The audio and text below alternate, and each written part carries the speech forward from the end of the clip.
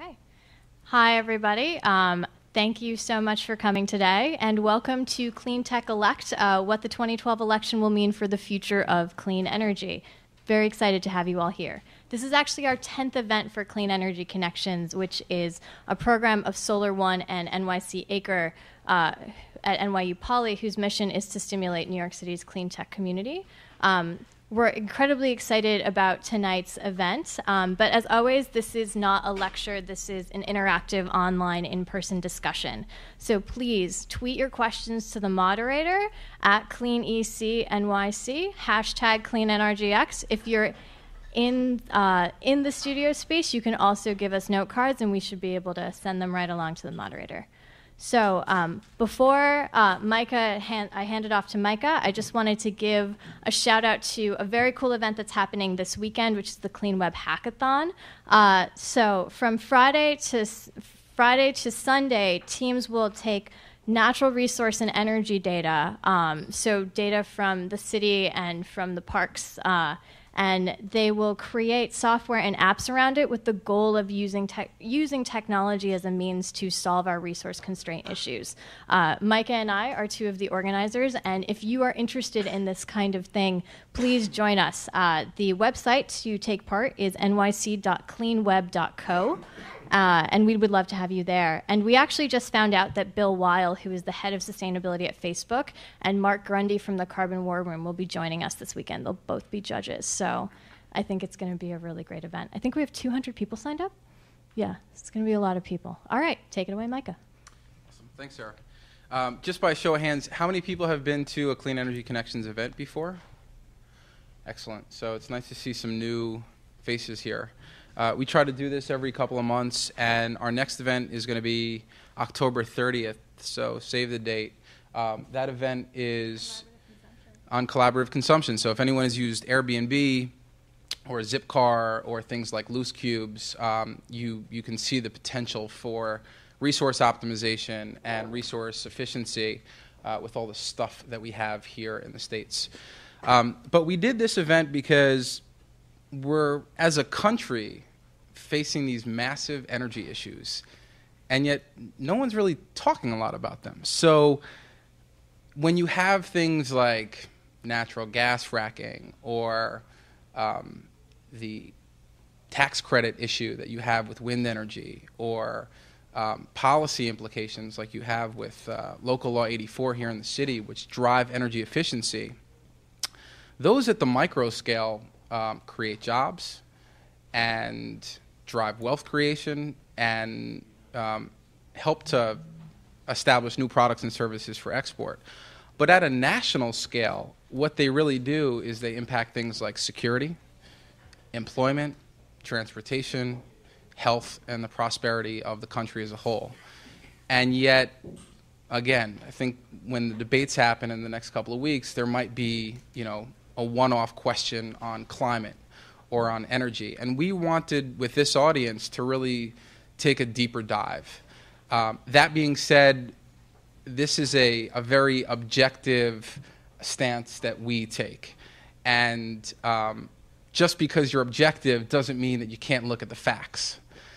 But we want to say that we are not a partisan group, and we don't take a policy position here.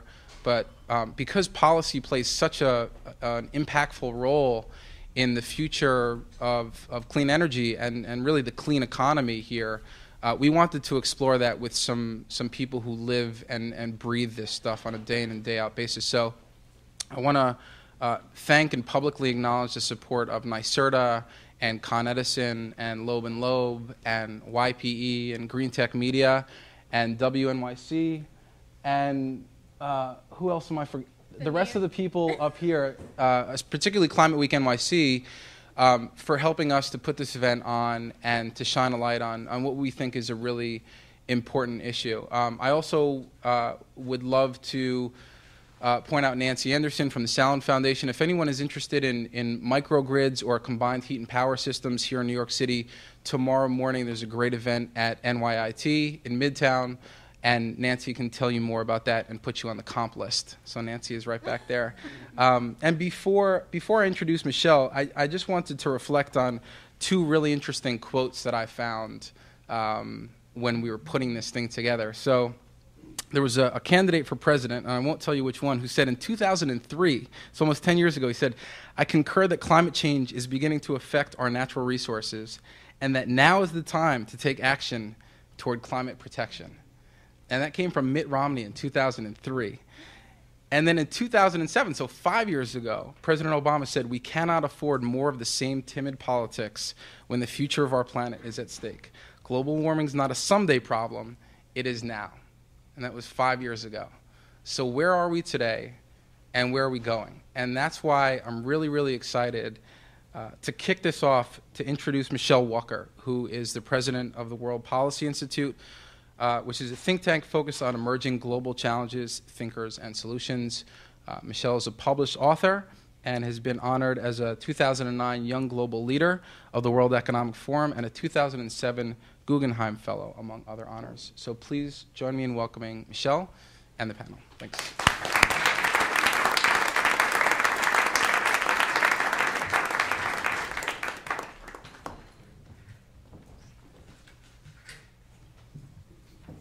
Everyone. He's a little taller than I am. It's great to see you all here tonight. This is a really interesting topic, really coming down to the wire with the election, and I think there's a lot at stake, so I'm really glad to see so much interest. At the World Policy Institute, we try to look at issues in a global context, things that people might think of as local or part of just a national policy. We like to put in a bigger context because as we've certainly seen with some of the economic forces that have really rocked the whole globe over the past few years, nothing happens in isolation. And what happens in the rest of the world is going to have a very, very big impact on the policy options that are available to the candidates and to the winner of the election. So I wanted to set the stage a little bit before the rest of the speakers start going. Around the world, the prediction is that energy use is expected to increase by about 35% over the next 25 years. So that means we've got to really dramatically increase the amount of energy that's available, but that's also going to have very, very big impact on greenhouse gases and all sorts of other knock-on effects. In the medium term and in the short term, we're going to have a couple of trends that are really going to constrain the options. First is we've seen over the past few years close to $200 billion allocated worldwide in stimulus money for clean tech. Most of that's been spent. By the end of this year, almost all of it will have been spent. The U.S. is really the only place where there's significant spending going, and that's almost gone. So we're going to start seeing a very, very different atmosphere and different market for clean tech as that comes off. You've seen a lot of companies that have been funded by this money who are no longer going to be having that behind them. The result of a lot of this spending has been a tremendous increase in capacity worldwide in clean tech, in renewable resources. It's meant an increasing use of those, although there are lots of big gaps around the world between how much something is used and how much is there. We've seen a lot of inventory accumulations, particularly in China, where you've got these big stockpiles of solar panels with no place to go. And because of this huge increase in production, you've got a glut, and you've also seen prices coming down. Solyndra in the United States had some pretty major problems because of that. And I think other countries around the world are struggling with the same issue, where they've been producing something and the prices have come way down. It's very similar to what happened with the computers, personal computers, and microchips. So we're seeing a real disruption in energy around the world. Global investment is still pretty high. It's about $263 billion. The U.S. and China are both the biggest areas with about a little shy of $50 billion each. So that's quite a bit of money in the market. Jobs are a very, very big part of this discussion. And growth in industries is certainly important. Around the world, clean tech has been growing by about 10% a year versus under 3% for the rest of the economy. So it's very, very strong. In the United States, it's been growing about 17% of the year. by year. So that's a very, very important part of the economy that whoever wins the presidency is going to have to look at, because jobs are still going to be a major, major issue in the coming year or two. Going back to the falling of prices, well, for companies that's going to create a problem. It's also going to create some opportunities, and it's going to create real opportunities for consumers. Just as happened with PCs, you're going to start to see people who can afford things that they couldn't afford before. And there's going to be a switch. As that happens, as the market expands, you're going to see opportunities for companies that weren't there otherwise. So companies that had been being supported by government subsidies, by feed-in tariffs, which is a similar form of government support in other parts of the world, you're going to start seeing opportunities for those companies to get the kind of volume that they couldn't necessarily have gotten on their own before. Around the world, who's leading what? In Europe, wind is the trademark thing. Although European demand for wind isn't enough for the equipment that's being produced. So they're very much looking for offshore markets for the wind turbines and wind technologies. In solar, China, as we know, is way ahead of the rest. It's got about 35% of the market share. But while they produce more than half of the world's solar cells, they're having problems at home with these stockpiles that I mentioned before. And that's leading to a lot of trouble with other countries who are afraid that China is going to be exporting them, as it has been. So you're starting to see some protectionism, some trade wars, lots of complaints being lobbed back and forth from one country against the other in the World Trade Organization. In fact, in August, China entered into the fray and has made charges against about half dozen U.S. companies. So everybody's pretty much accusing everybody else right now. So the candidates are going to have to deal with that. Whoever wins the election is going to have some very, very strong urges towards protectionism that they're going to have to deal with. And that, as we certainly saw in the Great Depression, if it's left unchecked, can lead to a lot of beggar thy neighboring and has the potential to make things worse. So that's going to be a big policy challenge in the clean tech industry. In the United States, biomass is way ahead of other parts of the world, although we've certainly seen a lot of biomass in Brazil. Now, interestingly, at the World Policy Institute, we've done a lot of work on the nexus between energy and other areas, in particular water. A lot of the biofuels are not at all water efficient. So for us, there's a question as to how clean that really is, because we consider water as part of the whole picture. What's interesting about all three of these areas, wind, solar, and biomass, is that they've all been encouraged through government support in various ways. Certainly subsidies, in some places, sort of quota systems that support certain crops. You've seen particularly feed-in tariffs, which is basically the government offering a contract for whatever kind of clean technology. And the rate that is paid is higher at the beginning, and then it gradually falls as the cost of producing the technology falls. It's going to be very interesting to see what happens with those tariffs over the next couple years. Europe has already been decreasing its feed-in tariffs, and you've also seen a resulting fall in the size of the clean tech industry there as a result. In the economic climate in the United States, the new president is going to have to deal with what's possible economically. New subsidies, which have been really the mainstay of a lot of clean tech around the world, are not really going to be an option. The one option is going to be reduction of other subsidies. Most people don't think about it, but fossil fuels are heavily subsidized in this country. So one policy option, if the candidate who wins wants to promote clean tech, would be to look at the subsidies in other areas. Just want to talk briefly about the goals in other countries. Germany and China have both set very, very aggressive goals. In China's case, no matter how much clean tech it adds to its energy capacity, it's energy demand is going to be growing so quickly that it's very, very hard to keep up. Nevertheless, it's set a goal that it's going to raise the use of non-fossil fuels to about 11% of the economy from about 8% right now. It's going to do massive installations of wind power and solar power within the next 8 years or so.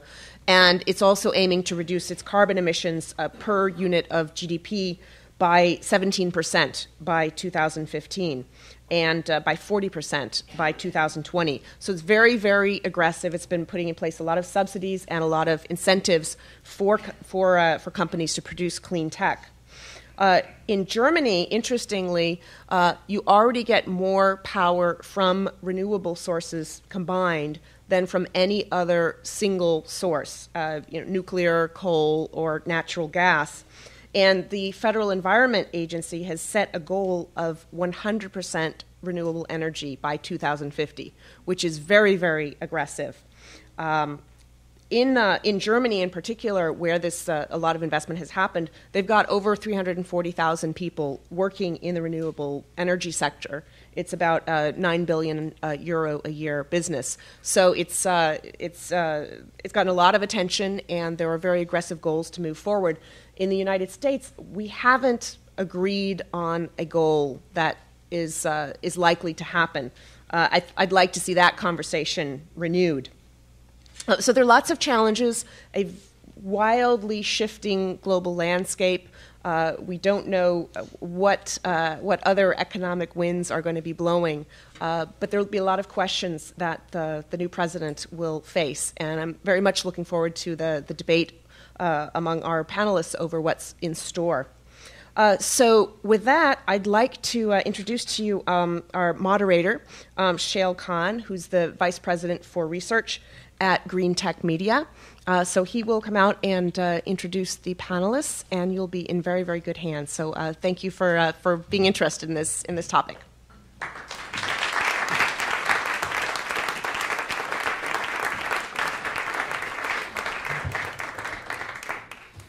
Thank you. It's a pleasure to be here this evening with two world-class panelists to have a conversation about what the 2012 elections will mean for clean energy. So let me just set the stage for a moment, and then I'll open it up to the panelists to do a bit to introduce themselves and get right to the conversation. We're 40 days away from the election right now. It's an election that's unprecedented in many ways. I think the way that most people sort of point to immediately is the role of money in the election. Super PACs raised something like $60 million in the first election cycle in 2010, where we had super PACs. We're up to $350 million and counting as of a month ago in this election cycle. So money's playing an entirely new role in politics and in this election cycle in particular. And energy is a big part of that. I was watching CNN this morning, and I saw back-to-back ads from the American Natural Gas Alliance, the American Petroleum Institute. I think you see these pretty regularly, and Solyndra remains a four-letter word that is used regularly to invoke the demons of what Democrats have done to support clean energy and, partisan politics. So energy is a big part of the election this year, and we have some big decisions that have to get made regarding things like natural gas, the Keystone XL pipeline, many other things over the next few years. So there's a lot to talk about. So with me, I have two great panelists here. I have immediately to my left, Tim Greeff, who's the Vice President of Advanced Energy Economy. And I have Travis Bradford, further to my left, who's the President and founder of the Prometheus Institute and also a professor at Columbia University. So first, I'll just ask each of you, starting with Tim, to introduce yourself a little bit more, what you do. And in your case, Tim, I know you were just at both the Democratic and Republican conventions, so I'll also ask you to answer where there are better parties. Okay. Tampa. But we won't, I guess this is on TV. So Again, my name is Tim Greeff. I'm the Vice President of Government and Political Affairs for Advanced Energy Economy. Advanced Energy Economy is a trade association that believes that the world runs on clean, affordable, and secure energy. So we represent companies across the energy space that lead us towards a world that fits in those criteria. The mission of the organization is to make sure that any conversation that we move forward on energy in Washington, D.C., and state legislatures across the country actually takes into account a more pragmatic view of energy, that we don't have to make the political choices per some of the topics on this panel about all dirty energy, all clean energy, that a lot of this is a political construct and not necessarily an economic one. We also believe that in many cases policy is not really the solution, it can also be the problem. And so as AEE grows, we hope to advance pragmatic solutions that are based on data, that are based on good economics, and are based on smart economic policy that helps create a better business environment for advanced energy across the country. Great. And then Travis, I'll have you introduce yourself a little bit as well. And tell me, I know you're teaching a course right now at Columbia on energy systems, so tell me, what is the most difficult thing to get your students to understand about energy systems? Okay. Hi, Travis Bradford. Previous career as a corporate acquisitions and structured finance, and about 10 years ago started the Prometheus Institute for Sustainable Development. Have used it as an incubator for a number of organizations. Through that, I have helped to spawn many organizations. I helped to get Greentech Media off the ground for a long time, and proud of their accomplishments. And they also helped to build the Carbon War Room with which is Richard Branson's environmental NGO. And along the way have become a professor. I've taught at various MBA programs and other places. I'm really excited. I just moved to Columbia University, where I teach at the policy school and the business school, among other responsibilities. And very excited to be there. We have the best energy students anywhere at Columbia, clearly. And so getting them to understand the basics is not that hard. But I think the same problem occurs to them as it does to many people, which is in a world where we have limited time to vet information, we tend to take a lot of things as that are said and told and passed back and forth as more true than they actually turn out to be. And so my main goal is to get them to not accept any outside assertions without doing a tremendous amount of their own data work, because it turns out that a lot of the things that we believe on further inspection aren't true. And so basically disbelieve everything and figure out, use your own understanding of how the system's hung together to come up with the right answers. And it actually leads to some very different conclusions, I think, than a lot of us walk around with on a normal basis. So. Great. Okay, so before we get into the impacts of the election, I do want to make sure that we define terms, because the subject of the conversation is what impact will the 2012 elections have on clean energy. So let's define clean energy. Are we including things like nuclear? Are we including electric vehicles in clean energy? Define the scope of clean energy so that we can structure the conversation around that. Maybe I'll start with Tim. Well, I think, and this comes from being in D.C., you have to include nuclear, you have to include natural gas in the conversation of moving energy forward. I think the definition of clean is another term that gets thrown around politically, and it's generally in the eye of the beholder on, is it cleaner? What's the baseline? Are we just talking about carbon? Are we talking about other types of pollution? Are we talking about the waste stream? Is it well to wheels? So I think for the purposes of where Washington, D.C. is, and particularly where both presidential candidates are on energy, I think it's hard to have a conversation that just talks about renewable energy versus including natural gas and including nuclear. Certainly within the definition of advanced energy, nuclear and natural gas play a role in that. Okay, so we're talking about renewables plus natural gas plus nuclear, whether you define it as renewable or not. And don't forget efficiency. And efficiency is part of clean energy. Travis, any amendments to that? As Secretary Chu says, the first renewable. I guess it's important. I mean, I sort of agree in some sense on the notion of clean, but you have to understand that the debate is populated by people with heterogeneous or very different sort of objectives. And even if you get people that are generally in support of those technologies that we were discussing, they may be supporting them for different reasons. They may be supporting them because they are clean. They may also be supporting them because they're local, and local has advantages. It's, should we say, foreign risk clean. They may also, in some cases, they may support them because in the long term they think they're the cheapest alternative. And so they're sort of economic first best. So even supporters of what we might bundle in the group that Tim included even the reasons people are supporting them may be for very different reasons, and I think we have to understand that when we're talking about the political conversation in order to get things done, or to undermine to getting things done, depending on where you stand on the issues. Okay. Now we can get into the meat of things. Let's start with the presidential election and talk about the candidates individually, and then we can get into comparing them. So let's start with the challenger, Mitt Romney. He released his energy plan just a few weeks ago. I wonder if, Tim, you can sort of give us the broad overarching, what is in this energy plan, and to what extent should we believe that it means anything? Well, fundamentally, the Romney energy plan is based on the concept of energy independence, which I think has become a catch-all, certainly in politics, to mean a broad energy policy, but functionally really refers just to our oil addiction.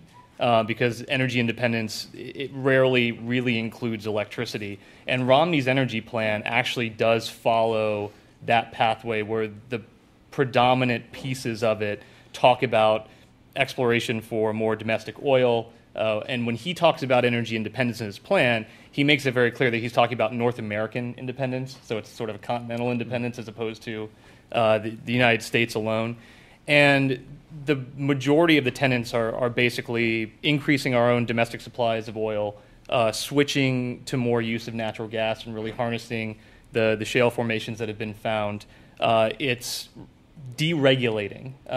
Romney's a big believer that it's regulations that are stopping the economy from really growing, and certainly in energy from having new energy technologies move forward. And then part of his plan is also to take public lands and allow states to have more control over the exploration of those lands, even lands that are federal. Right. So those are sort of the key tenets of his plan. He makes only one real reference to renewable policy, and it's lumped in with more R&D investment and more money to push next-gen technologies. But other than really talking about oil and natural gas, there's not a lot of additional substance that's in the Romney plan, at least as they released it. So related to that, you hit on one thing, which is that the one thing that Romney does sort of mention in a positive light with regard to renewables is R&D funding. And I know there's been some thought out there, places like the Breakthrough Institute and a couple other places that have made the argument that if we actually want to mitigate climate change, we need to primarily invest in R&D. That's really all we should be doing because the solutions we have today aren't sufficient. Travis, do you feel like R&D would be sufficient? Let's say that Romney got elected, he killed all subsidies for deployment. We're just talking about research and development. So welcome back to the 1970s, right? I mean, that was the strategy then. And there was an argument at that point that, look, solar energy cost something on the order of 25 times in the 70s what it costs today to deliver on a gross or per kilowatt hour basis. Wind energy is dramatically more efficient, technically efficient and cost efficient. Biofuels is improved. I mean, we have substantially increased our technological base. I mean, I don't really think that any of that. I mean, it doesn't really anticipate. If you said we needed to do more R&D in addition to deploying the technologies that we had today, then you might have a wholesale approach, because there are certain technologies that we do need that aren't yet fully ready for commercialization when you get to levels of penetration of renewables much higher than you have today. But you don't need many of the things that we have. Plenty of technologies to get us to a meaningful penetration that we need to get started on the process without the R&D. And you can see that in Germany and Spain and other places. I mean, and Denmark, they've hit amazing levels of penetration of renewables without their systems going dark. And with a modest, perhaps increase in their rates. Although time will tell whether that modest increase of rates and the fact that most of these are now very stably priced wasn't the cheapest way to go all along. So I don't think that R&D by itself is a sufficient strategy at all. No. So going back to Mitt Romney, I think you'd have a hard time making the argument that Mitt Romney's energy plan is pro-renewables. I will say, though, in his, if I read lips well, during his speech at the convention, he did say, as he was talking about energy policy, oil, natural gas, nuclear, and the applause was so thunderous. I think he said wind and solar in the speech, but I couldn't hear it for all the cheering for oil and nuclear. Right. Maybe we can get a referee reading on that. I noticed in Obama's speech that he mentioned solar, which he hasn't said the word solar in many speeches since Solyndra. So even and he didn't that, get I thought, was a booed. big no. Right. Well, he was at the Democratic safe convention. zone. It's helpful. So back to Romney. Right. I think generally you have to believe that the Romney energy plan, as it's written, is not particularly pro-renewables. He does make reference to Solyndra and things like that. The question is, to what extent we should take the energy plan, which is produced during the campaign as a campaign document, as any indicator of what legislation he might actually push were he to become president. Is this completely political posturing, or is there something behind it that we can glean? Can we read the lips of the document? I mean, I think that any campaign promise should be taken with a bucket of salt that it's a campaign promise. And I think that you can argue equally that President Obama did not deliver on all of his promises of the different key pieces of his energy plan. Not all his fault, but some of them fell off after the election. I think that's pretty standard. I think what Romney's energy plan shows is, if you go back to 2008, John McCain, even though he probably wasn't the first one to say this, in a campaign, he was the first one to use the phrase all of the above, which pulled off the charts. Focus groups loved it. The public loved it. And you can make the argument that he was actually winning the energy debate talking about all of the above versus Obama in 2008 that was talking more about just renewable energy and energy efficiency. Then Sarah Palin came into the picture, coined the drill baby drill that came out at the convention, and they tacked to just fossil fuels. And that actually really hurt them. I think that what you saw in Romney, particularly at the convention, there was a movement away from just focusing on drill baby drill and a lot more code words about leveling the playing field, and a lot of that is again in the eye of the political beholder of what you consider to be a level playing field. The status quo, which I think most of us can argue would not be the level playing field, and the term picking winners is another really subjective term that you can use to apply to anything. So the unfortunate thing about Romney's plan, certainly from an advanced energy standpoint, is that it really focuses heavily just on one problem, which is our addiction to foreign oil, and not overall just the addiction to oil, and doesn't have as much detail about where he would go and how he would diversify, other than staying at the talking point level. So it's really hard to glean, and then I think you always have to go back to the fact that his own campaign manager used the Etch-a-Sketch remark, which certainly, and I think this hurts Romney overall, he's got a real credibility gap, which is showing up in the polls. And these types of documents that are really high on talking points and quoting reports but really low on substance don't really help as far as positioning himself as a leader on energy. I mean, I agree. Although I think that that to the extent the reality didn't match the rhetoric, the clean energy might be better off under a Romney administration than you would imagine by looking at what's been said in the policy positions of the campaign so far. So hopefully the 2003 Romney will be the one that actually governs. But I do think that it's important because you frame the question as what legislation would they push, and I'm not sure. Look, so there's always been the sort of the triumvirate government that we've got. With checks and balances has always been that the legislature writes the legislation and the executive branch enforces it. And I think that in the recent era when the legislative process has proved to be more unwieldy, according to folks in Washington, D.C., more unwieldy than probably any time in the past. It's actually a quote from Tim from an earlier conversation. But it turns out that the balance of progress has fallen on the executive branch to interpret laws. And this is where I think we have a lot more evidence on Obama than we do on Romney, although we have some on Romney as a governor and as someone who's actually sort of interpreted the laws of his state to probably less bad outcomes than we might imagine based on the position of the campaign. But I think Obama really has a huge track record of how he's functioned within what sphere of influence he's had in terms of the use of the executive branch to interpret things, which I think gives us a lot more data to work with. So let's switch to Obama then. The question that I have, I guess, is not what would Obama do were he given free rein.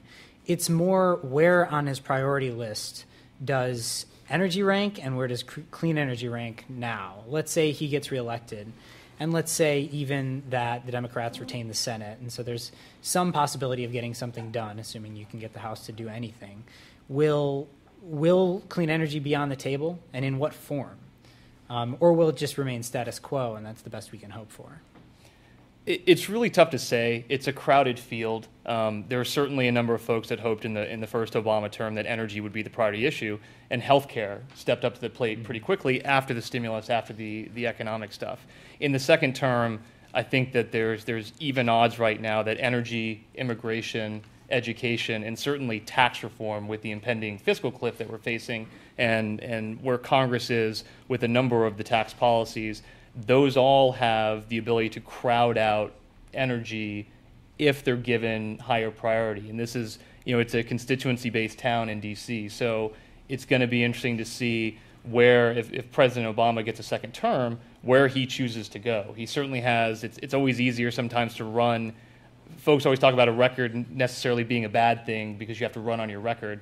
But in some cases where energy, there was a lot done on energy during his first term, but it certainly wasn't his priority issue. Where he's taken the most heat is on healthcare. Obviously, this is an election about the economy, and so energy has sort of skirted under the main thing and was not a primary topic at either convention. There were a number of events going on in the periphery that with groups like Politico, we did something with National Journal and The Atlantic about energy as a policy. But as far as what was said on the platforms by the candidates and by their surrogates, it was really sort of a secondary issue, which I don't think gives me a lot of confidence that it's going to be the top priority. But you have to look at all of these issues as sort of a Venn diagram. Tax reform right now is probably one of the biggest threats, but also one of the biggest opportunities for clean energy broadly. Right. So that relates, I think, to a question I was going to ask later, but I'll bring up now, which is if fundamental tax reform is actually on the table post-election, what is the best and worst case scenario you could imagine coming out of that for clean energy? What could we hope for if things turned out really well, and what could be the worst thing that could happen? I can vote myself if you want. I mean, the worst thing, right? You could remove the ITC for solar. That would kill the solar industry. You could get rid of accelerated depreciation. That would just further kill the solar industry. The PTC would already be gone, and you don't have much left at the federal level.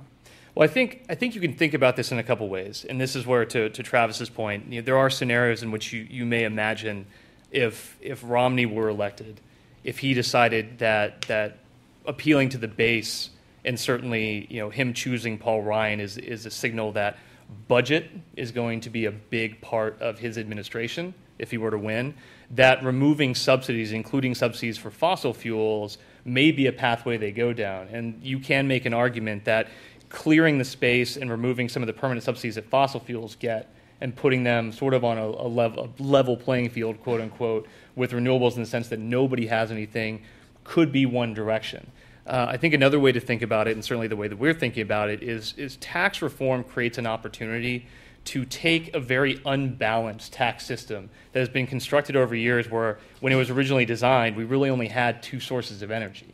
And over the years, as new sources came on, you get a new tax credit. And so the tax credits are written specifically for different technologies. And so what you get is this Band-Aid approach, where everyone has their own. Some are permanent, some are intermittent and expire every once in a while, and they're date-driven as opposed to metric-driven. And so it does create an opportunity for us to break down the idea of energy taxes and potentially redefine how we do this, so that when energy taxes, in as much as they're used, are really focused more on deployment of technology, as Travis was pointing out is an important thing, as opposed to just focusing on R&D and focus on bringing nascent technology to commercial scale as opposed to helping incumbent technologies keep a competitive edge. And I think that if we look at it in that way, there is the opportunity to do that because, like it or not, regardless of which party you support, we do live in a time when excessive government spending is going to come under some level of control, and the government will spend less money. Everyone's probably going to take a haircut, and that includes energy. So I think it's really important as a community that cares about clean energy to help be a constructive part of that conversation to talk about how we spend the energy dollars that we do spend from a federal government standpoint. Travis, anything to add? Tax reform and its impacts on clean energy? The problem I have with the current tax policy is people don't often realize the efficacy of it, or the how should we say the kickback effects of it, the unintended consequences. And so right now there's an investment tax credit. I mean, to say that the Obama administration hasn't supported, I mean, they got the ITC. There was a problem with the amount of tax equity available in the market as part of the sort of the late Bush, early Obama stimulus bills. They got a tremendous amount of money for a number of sectors of clean tech, and some of that included a cash grant to correct for the lack of tax equity in the marketplace, and saved the industry, and then got a one-year extension. Unfortunately, the post midterm elections, it was really hard to get that extended again, and so it just wasn't possible. The idea, the tax credit right now is through 2016. It is at risk that people decide because they just think it's too expensive or it's part of an omnibus package to get rid of it. The problem is that it's not unilaterally bad to get rid of the investment tax credit. The investment tax credit is a very difficult benefit to monetize in many ways, and it's non-trivial to set up the capital structures required. And and there are alternate capital structures to finance solar that would be easier, less risky, and cheaper. And especially if you take away the overhang of risk on the marketplace that always exists when you have policy in place to support things. And it's not clear to me that this isn't something that we shouldn't be getting off eventually anyway. In fact, I think some transition period is appropriate where we don't need it anymore, because fully functioning grown-up energy supplies should be able to tap the largest, deepest, and lowest cost capital markets in the world. And I don't think you're going to do that as long as you've got that Damocles sword over your head that maybe policy can change or maybe it won't, and you have to jump through hoops in order to take advantage of it. So, and same with and conversely on the PTC, I actually don't see the PTC. So it's common knowledge, back to questioning common knowledge comment about teaching students. It's common knowledge that the PTC going away is going to kill the wind industry. I actually don't believe that's the case. I believe that that the PTC was helpful to allow for some more value add to be spread around some of the parties. But I think what's causing procurement in the wind industry in the United States to fall off is the fact that a number of the renewable portfolio standards at the state levels are essentially full, or they're full enough that people are taking a break on new procurement. So if you were to come in and say and believe the conventional wisdom that the PTC was the problem and just extend it, you actually may not be fixing the problem. And so I think that whatever whatever we think about changes in taxes, in a constrained system, you take away some benefit, but it'll also open up some new opportunities. And I think in the long term, in making these large contributors to the energy system, we're going to need to sort of move to newer, larger business models, and that's going to be an inevitable part of it. It would be painful to do it sooner, but I think inevitably we're going to have to do it anyway. Right. Okay, let me ask one more question about the presidential election, then we can move on to Congress as well. So most of my work is in the solar industry, and so I go to solar conferences. I get in the cab on the way from the airport to go to the conference, or go to the hotel. I say I'm going to a solar conference, and half the time now my cab driver starts asking me about Solyndra. Like, it's a household name in a way that no solar company, probably no renewable energy company, has ever been a household name. And it's a campaign issue, right? There's ads about it. Romney mentions it. He visited the Solyndra factory while it still had the sign up there.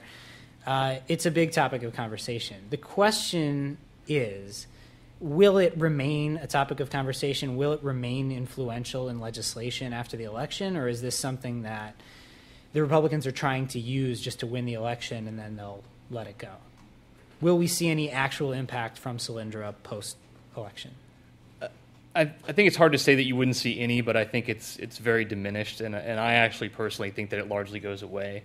I think we're not seeing an erosion of support for solar in the broader public mind. While people know Solyndra, the storyline has been more tied to cronyism than about the industry itself. A number of the ads do talk about these types of companies being a waste of money, but it's the conversation. You sort of have two different conversations. One is purely political. It's a blemish on the Obama record.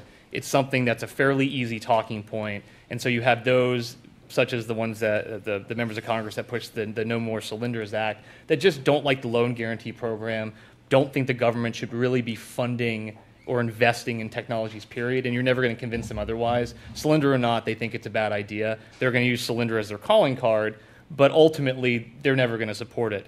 And then you have those that sort of fundamentally want to know how we're going to, that basically want to pay more attention to it as an issue of how politics operates and how the government functions in a pay-to-play system. And so while I think it's different when you talk to someone in the solar industry, but I think one lesson learned by the clean energy community in general is that their fortunes are a little more tied than they may have thought because of Solyndra, that it became a talking point of some of the far-right elements against renewable energy in general. But I think that it's actually been a pretty positive story in how resilient the support for renewable energy and energy diversification overall is within the public conscience, that Solyndra itself doesn't make or break the renewable energy industry. And it's one of those things where the Republican Party establishment, they rolled their dice on it. They've gone all in on that as the face of Obama's cronyism. But after November, if they don't win, it doesn't matter. Right, nor did they find any actual evidence of cronyism. Well, and that's sort of part of it. If this was based on facts, right, and DC ran on knowledge and data, then we wouldn't be having this conversation. So it's purely, but I think to your point, it is purely a perception issue, and somewhat disappointingly to those that were pushing it, it really hasn't undermined support for renewable energy the way that I think many thought it would. I certainly think there was intent to do that by some of the elements and Americans for Prosperity and some of the ads that are going out there. But this was largely about putting a black eye on Obama, and we just haven't seen it in the polls. Let me put the question to you a different way, Travis, which is I know you've worked very closely with a lot of other solar thin film companies, some of which using similar technology to Solyndra. So you see inside these companies. I mean, what's the impact on the next wave of innovation in the solar industry from Solyndra? Because they're all tied to Solyndra's fate. You just saw this week, Solo Power opened up a new facility, got a loan guarantee, and the entire conversation has been about Solyndra and not about Solo Power. Yeah, and it actually surprises me that they were able to do that, because I would have predicted that the loan guarantee program was effectively dead. And then it actually migrated to a place later where, working with a lot of the thin film companies who chose not to take DOE loan guarantee money because they felt that there was actually a selection bias problem, that if you were desperate enough to put up with the terms that came post Solyndra, then you were probably not a very good candidate for a loan guarantee. And so that actually existed for a while, and a number of companies who now are having some financial difficulties did not take money. I'm not saying they wouldn't have had financial difficulties if they had taken DOE loan guarantee money, but they actually removed themselves from the process because they didn't want to be tarred with the same brush. There were others that took it and have had their own share of difficulties because the macro factors at play here dominate the capital markets and loan guarantees stuff going forward. I mean, solar has just gotten rapidly cheaper at a blinding pace in the last few years due to a confluence of a number of events, including an excess of supply. It really is. I mean, there was some good technological improvement, but negative gross margins really helps to drive that clearing price down. And so so I have seen a difference in the conduct of business within the DOE as well. This one solar power loan guarantee aside, and ARPA-E, which was really set up as the venture arm of the DOE, of the executive branch, which is really which I think was the smarter way to do it, was to create an entity who was expressly designed to do this. What they did with the loan guarantee program is they mixed like loans for projects with loans for factories to make modules. And of course, the loans to factories to make modules was a really small part of the whole thing. The other part was wildly successful and expected a high rate of return and recovery on all of those things. They're really good programs that got a lot of people work over the interim period. But the few of the factory loans have gone bad. What I've seen inside the DOE is actually far less willingness to do this picking winners and losers thing, and they've done a lot more of table setting in terms of trying to create the environment in which. So they've, in some sense, pulled a little bit back from their market deployment commitments, even while they talk about it a lot. But if they're going to do it, they're going to do it in as even-handed a way as possible so that they don't get accused of picking winners and losers. And if you think that's the right thing, then maybe it's had a positive impact. If you think that that's actually a bad thing, then maybe it's had a negative impact. But that's a huge debate, and actually one that it doesn't necessarily map to party lines. It just maps to sort of people's view on the economics of government supporting individual companies or industries as a whole. So let's talk a little bit about the international context and specifically trade.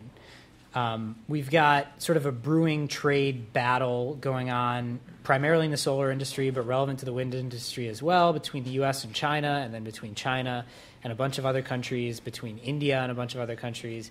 In the case of solar, Ontario and other countries, it's all over the place. And then at the same time, in the election, back to the topic of conversation today, you have Romney going on this new offensive right now in the campaign, talking about how Obama is soft on China.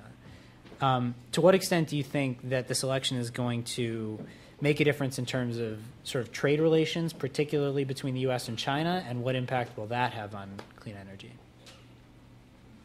I mean, this is where I would pivot more to the impact that the congressional elections will have. And it's largely because regardless of where either presidential candidate stands on China, and international issues play a fairly small role relative in a down economy, certainly. The polls indicate that Obama is pretty far up as being a commander-in-chief and dealing with foreign policy. I think a lot of that has to do with a very solid Secretary of State. But it's not going to be, I don't think that it's going to have a big impact from the presidential. One of the problems, particularly with solar, and this is just anecdotally from conversations I've had with members in Congress, there's a huge misunderstanding or just a lack of education about how international trade functions. And there's no distinction in many legislators' minds between a textile, like a T-shirt, and something like a solar cell, and component manufacturing and where these parts are made, and what it takes to do both. And there's also a misunderstanding that when it comes to where the help is coming from, you sort of have two states of mind. Some folks know that China is putting more money on the table to subsidize renewable energy industries and to invest. They don't care because they don't think that we'll ever be competitive. And again, that's the type of legislator that feels like, just like textiles, we can't compete in making T-shirts, so why are we going to do it? So we got to find something else to do well. They generally, when it comes to energy, think only of domestic oil production. But then there's the other kind that just doesn't really fundamentally think that that sees China more as it's more of a security threat, and they're uncomfortable with there being any kind of dependency on China. And because of a security threat, they're somewhat ironically a little more, not, I guess, somewhat fortuitously would probably be the better word, that they actually support doing more here. And they think more in the terms of energy independence in a broader sense of we have to manufacture here as well as do more exploration. And so, you know, the China role comes down to Congress, and I think that's where it's going to get fleshed out. And you have to look at Senator Wyden, who, if the Democrats hold on to the Senate, he's going to probably be the next chair of the Senate Energy and Natural Resource Committee. Now, they're not the ones that deal with trade and tariffs, but he certainly has played a role in where the United States is right now and where Congress is on trade with China. So, you know, Travis is more of an expert on the actual market side of this, but from a political standpoint, it's unfortunate that Congress has as much control over this, because I think this is one of the places where there's the least amount of understanding about how markets actually function and how trade actually works. And just before we get to Travis, I'll follow on with that point about Senator Wyden, because he's playing an absolutely central role in the solar trade conflict that's playing out right now. He's a senator from Oregon, Solar World, who filed the complaint against Chinese manufacturers alleging that they're dumping in the United States, has a manufacturing facility in Oregon as well. And Senator Wyden has introduced a number of bills that are sort of in support of what Solar World is trying to do. Most recently, one stating that any subsidies going to solar, I think it's renewable energy more generally, can't use any Chinese products. So that would basically mean the ITC couldn't go to any project using Chinese panels, which is like half the solar industry in the U.S. So it would be a big deal. I mean, it's unlikely to get passed, but Senator Wyden, if he does gain more power, is going to have a really influential role to play there. Travis, anything to say about so that trade? takes Buy America and puts a weird twist on it, doesn't it? Yeah. The Buy Anybody But China. I believe that would precipitate a trade war, if that was your question. Yeah, that's definitely going to get a terrible response. Look, this is a lot of smoke and not a lot of fire. I think the Obama administration showed support for its domestic manufacturing. The argument from the other side is that the downstream, which is where most of the jobs were being created anyway, and the deployment of solar was going to be disadvantaged by these new wildly more expensive Chinese modules. No, Chinese manufacturers are extraordinarily talented at figuring out ways around the rules that are in place. They'll toll it through Taiwan, or they'll figure out some other thing. I mean, this is a lot of smoke and not a lot of fire. But I don't think it's going to disrupt it's not a first-order impact to me on the growth of the industry. What it does do, because almost everything that I look at, and I look at the lens through people's willingness to deploy capital. So I have sort of a rule, right? You don't change a system. You don't change the energy system unless you change how capital flows into it. And so anything that changes certainty also, or expectations, also changes capital flows, because if people feel at risk, they're less likely to deploy capital. And so if we're really serious about green jobs and taking advantage of the benefits of these technologies over the long term, we need to deploy them here. There are far more jobs in the deployment than there are in the upstream manufacturing. I'd say let's get this stuff as cheap as possible and deploy as much as possible. But legislators love their manufacturing plants, and they love to cut ribbons. And so they can cut ribbons on every house in San Jose if they want. There are a lot of ribbons to be cut. Lots of photo ops. They can wear those little shiny metal hats with their spades, and they can really show that they're doing something, because they are. That's where the jobs are being created. Now, so I think a lot of this trade stuff really is politics, not substance. And I don't know if that answered your question, but that's where One point that's been made to me when I've made a similar argument about most of the jobs being in the downstream and the installation side of the business, that I'm curious to hear both of your opinions on, is that a job is not a job is not a job, in that manufacturing jobs tend to be unionized, tend to be relatively high paid for blue-collar workers, whereas installation jobs, and if anybody from Solar City's in the audience, they'll kill me, but installation jobs tend to be lower paid, often not unionized depending on the state where you are. It's not universally true, but an argument that is made for why we need manufacturing here and not just deployment is that you can't just create any job. You want to create good. I would argue the converse is that some jobs are sticky and some jobs are not. Manufacturing jobs tend to get up and wander off, but deployment jobs never will. So if you're going to train up somebody and deploy them, do you want to be sure that they're going to be around for 20 years in that same job, or are you going to be constantly at risk that some low-cost manufacturing center is going to take those jobs? Now, I personally think the low-cost manufacturing outsourcing trend has kind of hit some limits in terms of, because I did a lot of costing for a number of solar manufacturing plants and other component manufacturing plants all up and down the supply chain.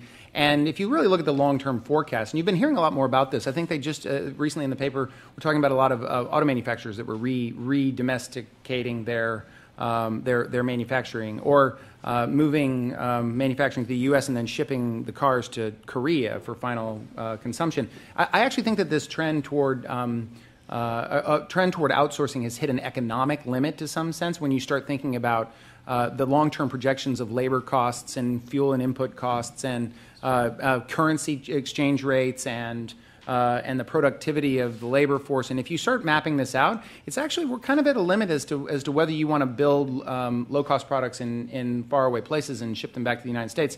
But that being said, I still think all the jobs are in the downstream, and they are, while the manufacturing jobs may be coming back, the downstream development jobs will never leave. They'll always be here. You can't outsource. Like you can't outsource making a Big Mac. You just can't, right? You're not going to find somebody in a faraway place to do that for you. It has to be local. Yeah, I think that Travis nailed the substance on the jobs piece. I think from a standpoint of where Washington, D.C. is, it is true. The number one trump on anything is jobs in district, particularly in the House of Representatives. If you are a company that represents jobs in a member's district, you will always have their ear, and they will always defend your industry. And I think that one of the misperceptions about the jobs argument is that jobs has become a talking point, but there are very fundamental differences between the parties and how they think you get to job creation. And that's where a lot of the substance impacts on.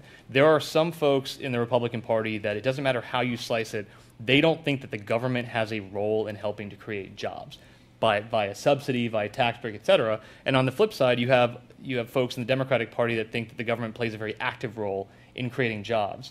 And it's always funny to me as an observer of some of the reports that come out that you'll see, a study that comes out where you have one side trumpeting that that for a $50 million investment you got 5 jobs, and then the other side is saying that's $10 million per job. And it's always in the eye of the beholder of what kind of jobs are you talking about, which industry are they associated with, and what's the government role in creating that, because the parties just sort of fundamentally, particularly in the hyper-partisan time we live, walk a different pathway to how you achieve job creation, and that's where a lot of the in the weeds conversation is on the Hill right now.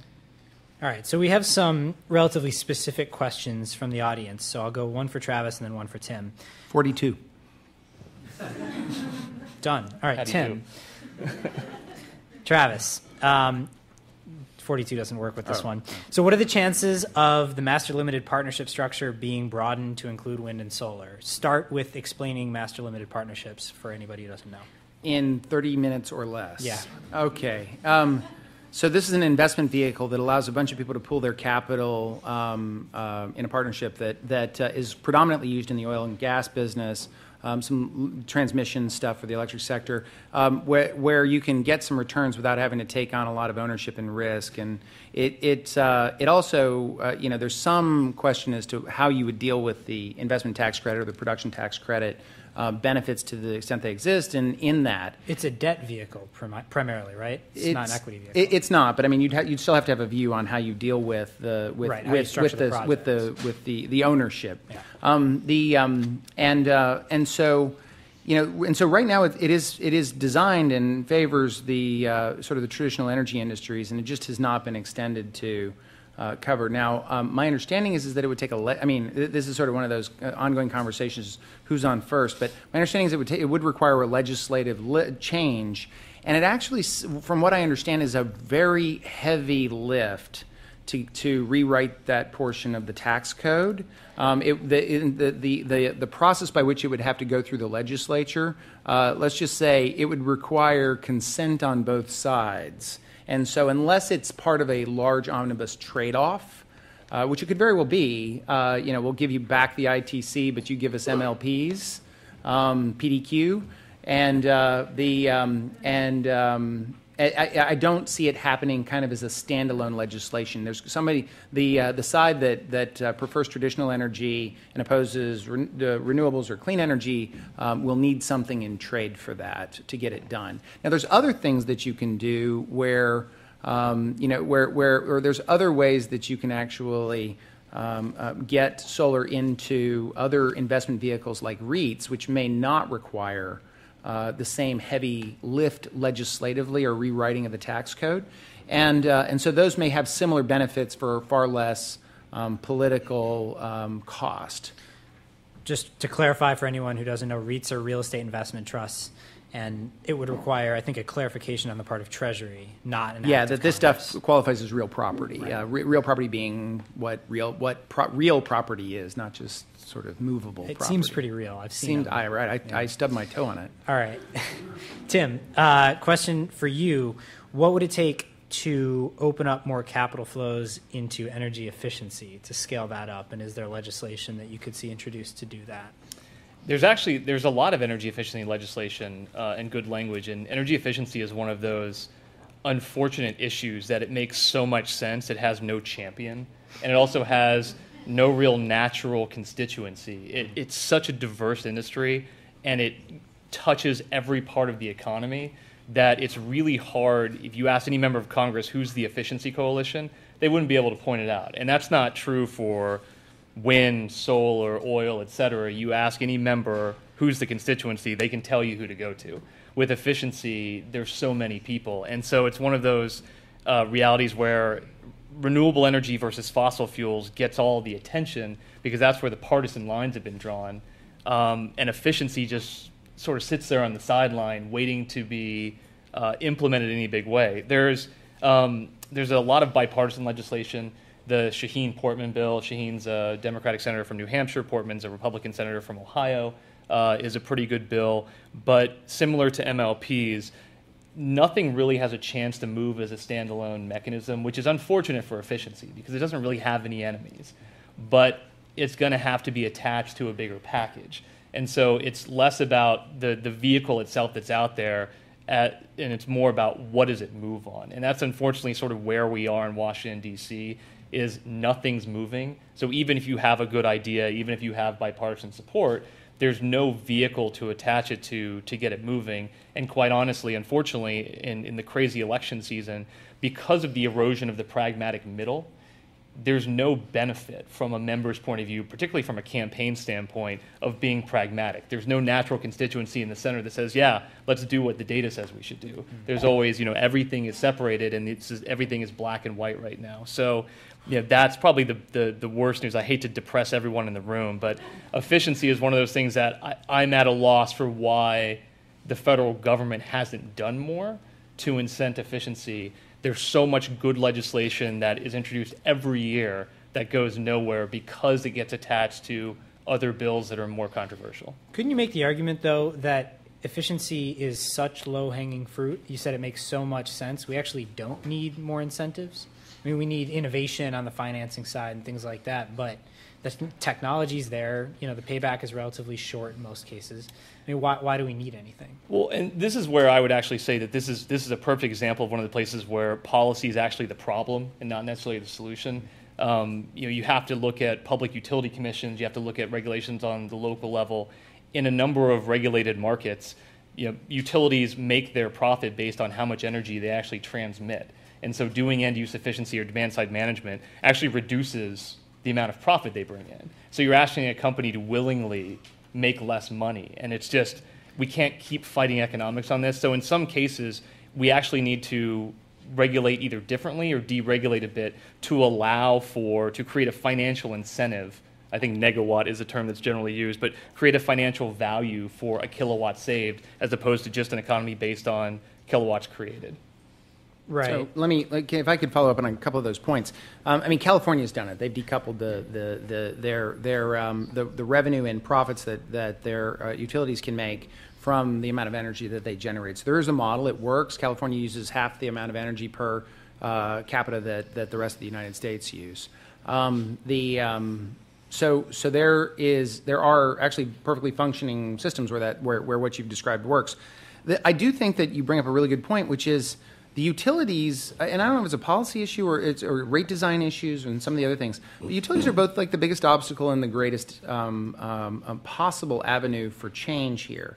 And I don't know to what extent. I mean, look, for the last 10 years, the federal regulatory agencies like NERC and FERC have been trying to create some common standards after the era of partial deregulation that we went through in the 80s and 90s. And they've been trying to sort of get everybody to play by the same set of rules. And it's been kind of a mess. There's also still a strong presence in the states with their state regulatory agencies that where they have they have their individual rules. It's a great petri dish for different things that work. Some in various places that can then be exported to other places. But what is beginning to work, and I think that it, because it changes the relationship between what happens on the customer's site or the customer's side of the meter and the utility. So historically, the utilities sort of just pushed this stuff out and took how much they sent and divided by, they took their cost and divided by the amount used and sent you a bill, and they denominated it per unit that you used. That system's not really going to work anymore for some of the reasons that we talked about. And the customer, should be able to use lower cost alternatives, but the utility has to also get paid for their role, for their connection, for their backup power provision, for all the other things that they provide to society and to customers. And so we need to renegotiate that relationship. We're in a whole era. The next 10 years, we're going to renegotiate that, but it's already happening. You're seeing on-bill payment and on-bill finance mechanisms. You're seeing, which is where utilities can put this stuff out. Energy efficiency, again, in one case with the company I'm working with in Lakeland, Florida, distributed generation on customers' homes, and you bill it through the utility, and the utility gets essentially, they now have a profit motive to deploy these things. That's going to, we will see this more and more over time, I predict. You heard it here first. And so we're going to be moving to where, or we have to move to a place where the utilities have decided that instead of being threatened by every single innovation on the customer side of the meter, that they can deploy those and be adequately compensated for that. And then this game is over, right? They'll pick the lowest cost solutions. If you're really committed to free markets, open up competition and let the market decide, right? Take away the subsidies, but let everybody participate in the marketplace. Let everybody get paid a fair price, and let the market decide. I think both sides of the aisle would be pleased with that outcome, and I have an idea of who would win, but I'm not telling. So I don't know if I mentioned this before, but we're going to have an acronym quiz after this session. So you have to know NERC, FERC, MLPs, REITs, ITC, PTC. I couldn't even tell you what NERC and FERC stand for. There's probably a few others. Okay, I think we have a question from Twitter. Hey, everybody. This is a rockin' discussion, FYI. And also, I just wanted to say that you guys are mind readers. We got a tweet from someone at Rachel Eve Stein, and she asked a question, and then you guys started the conversation about it, which was congressional legislation. And she was like, oh my God, you guys just read my mind. So congratulations. You now have ESP. So 2 questions about data that I want to throw out there. Number 1, from @BenuWorld, how high are current subsidies for non-renewables in the United States? The numbers seem elusive. And then another question from @John R. Humphrey. President Clinton mentioned that there are more jobs in clean tech than in the coal industry. Does anybody know what the data is behind that? And do you guys have any comments? So take it away. I think just from an assumption standpoint, you have the reason that the subsidy number is hard to come by is that nobody has accurately defined what's a subsidy and what that basket looks like. There are certain things that we assume, but in a conversation once had with Congressman Ron Paul, they would consider a tax decrease on a company a good thing and not a subsidy, because they don't think that they should be getting, companies should be getting taxed on certain things anyway. So they can decrease my taxes. Exactly, right? And so it's hard to know what the balance is, but from a tax standpoint, the predominant expenditure is on fossil fuel and nuclear, and the much smaller is on efficiency and renewable, just from a tax standpoint. But you're not going to find an accurate number, because to my knowledge, no one's actually done a full comprehensive look at it, because it depends on certain assumptions about what is a subsidy and what is not that is completely subjective. I forgot what the second part of that question was. Jobs. It was the jobs numbers, which Clinton, I think in his coal speech. Jobs. Yeah. 42. Yeah, 42 is the right answer. The coal jobs, and it's similar, it depends on how you define coal industry jobs. And this has been one of the discussions that I think is the most sad to me about how we talk about energy, particularly in Washington, D.C. It's when you talk about a job, what is a wind job, what is a solar job, what is an efficiency job? And there tends to be a focus just on, okay, well, if you're building the turbine and you're actively working on it, then you have a job. But the way that the economy works is that when there is development, there are businesses around those developments that get increased business. There are other companies that hire that may not be directly related. There's a supply chain. And it makes it hard to define a number, and that's what makes it hard to count jobs. The Department of Labor Statistics is a very interesting body, and counting jobs is really difficult, which is why the focus on jobs is so amusing, because the job statistic numbers, you can cook those numbers any way you want to. Technically, there are more renewable energy jobs. There's more wind jobs in the direct wind industry than there are coal mining jobs currently. And part of that is just because, the automation of the coal industry, they peaked probably, I think, in the late 70s in coal mining jobs in the U.S., and it's been on the decline since then. Wind is a newer industry, as is solar. But it's hard to say if you added up all the coal jobs and you added up all the renewable energy jobs, which would be more, because the inputs vary depending on who you talk to. Yeah, and I know that what Clinton was referring to, I think, in that speech last week, because he was at a solar convention, and he was talking about this solar jobs census, which said that there are about 100,000 jobs in the solar industry in the U.S., and I think the way that they define a solar job is somebody who spends more than 50% of their time working on something solar related, which would make, some attorneys have solar jobs, all service providers and all that, which I think is a legitimate way to do it. But I think a big part of the problem that you're alluding to is very rarely when you're looking at jobs numbers across any sectors, but let alone different areas of the energy industry, are you actually comparing apples to apples? The methodology isn't always the same, right? Let alone comparing direct jobs to secondary and tertiary jobs and all that. Let's see. Lots of questions here. Oh, okay. Well, the elephant in the room. 42. It's climate change. And forget climate change. Let's talk about cap and trade, carbon tax, legislation that could be passed to do something about climate change. Can we expect anything to happen in the next legislative cycle? Will it matter who gets elected? What's our best hope? What form will it come in, and how would it happen? If it comes down to just a carbon tax or cap and trade, I think it's not a surprise to anyone that cap and trade as a vehicle is pretty dead. This is one place, going back to an earlier question about what potentially would be better in a Romney administration than an Obama administration. This is just a personal opinion. But I actually think that if a carbon tax was a priority for you, that you have a better chance of getting that passed with a Republican president than you do with a Democratic president. One of the reasons is that the Republicans are historically and still currently better than the Democrats at campaigning, at language, current presidential race aside. And that's more of a candidate issue than I think necessarily anything else. But the reality is, and 47 would be the number that you'd want to, that would be the answer to that question. Yeah. But I think that carbon tax has certainly come up.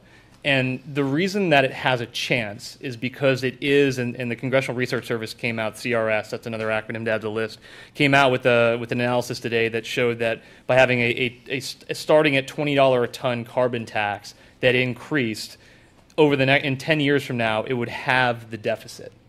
And that's a pretty powerful argument, because when you look at tax reform and you look at the new era of budget austerity and the focus on cutting government spending, while in campaign season, one party can talk about no revenue generation and just cutting taxes and cutting spending, there are enough people who behind the scenes attached to that party will tell you that, yeah, absolutely, you have to have some revenue generation mechanism. And the idea of having a resource tax or a behavioral tax is actually a fairly conservative tax proposal. And so I've always assumed that because, much like with cap and trade, as it got labeled an energy tax, the party that stands in front of that from a numerical vote standpoint is the Republicans. It would require it to really come from Republicans and be their policy and get their party in line, and I think that you would have enough Democratic support to pass it. But the kicker is what you do with that money. One of the reasons that cap and trade failed in earlier iterations is that it wasn't as much the mechanism as it was what you did with the allocation money. And if you attach a laundry list of progressive priorities to what you do with cap and trade revenue, it makes it harder for any individual conservative Republican to vote for that, because now you're voting for a package of progressive priorities that you may not agree with, even if you think cap and trade is an efficient mechanism. So with carbon tax, if it's attached to deficit reduction, there is a window to have at least a conversation about it, and there's certainly already legislation that exists. But that is, the sort of budget austerity conversation has created a window of opportunity to have a carbon tax discussion from a standpoint of it being one way to generate revenue that is amenable to a certain number of Republicans who are talking about it. Would you mention climate change in that conversation at all?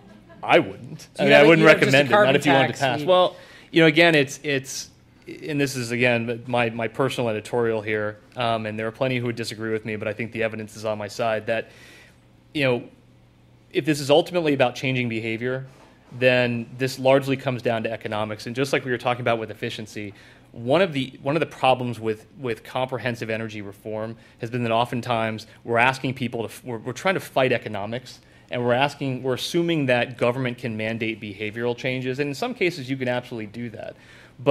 And while again policy-wise and from a common sense standpoint that might make sense and it could work, we can't remove ourselves from the fact that Congress and any legislative body, be it state, be it local, be it administrative agency, there are always politics you have to pay attention to. And so I think it's advisable to stay away from lightning rod issues and really work at what the end goal is, which if climate change and global warming is what you're concerned about, then at the end of the day, this really comes down to creating an environment in which we have more non-carbon emitting technologies. We're using less carbon emitting fuels. We have better technologies that emit less carbon, that aren't producing energy.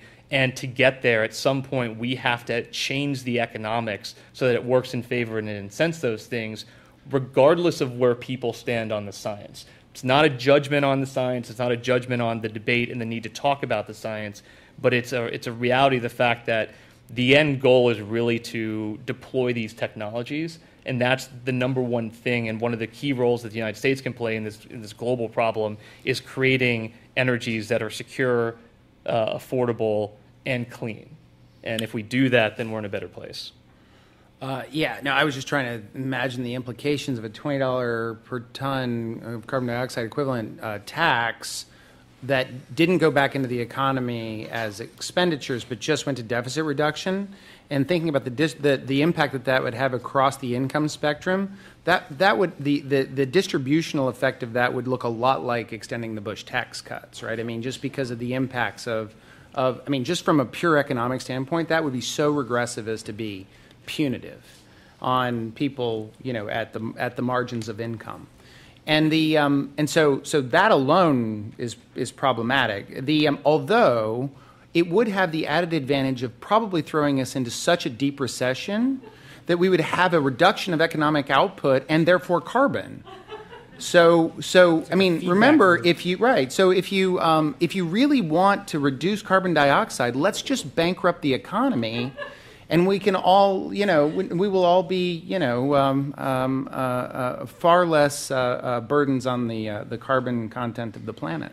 Let me tell you, I can't think of a better way to end the session than what you said right there. And we're 5 minutes late anyway. So with that, let me thank the panelists, thank the sponsors, and everyone who attended tonight.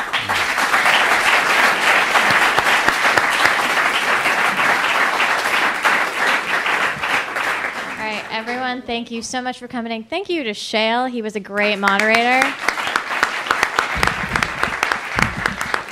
So that is the wrap for the event. I have to say, very proud of all your tweeting. There was a lot of action going on the Twitter feed. So thank you, audience.